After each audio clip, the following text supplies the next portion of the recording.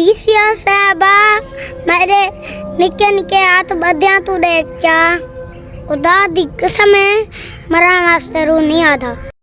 DCO लैया अमीरा बेदार साहबा मेरी तेरे अगू हाथ बांध के इल्तजाए हुण ता लाहौर इच साडा इलाज थींदा पाए।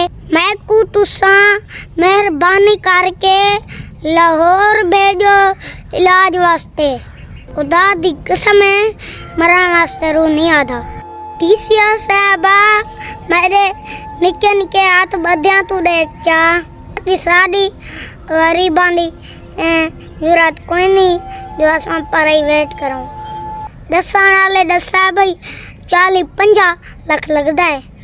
मैं को कहे कन्फर्म दसा है भाई लाहौर इलाज थींदा पाए ते मेरे नाल मेरे चावण वाले ते मेरे प्यार कराने वाले।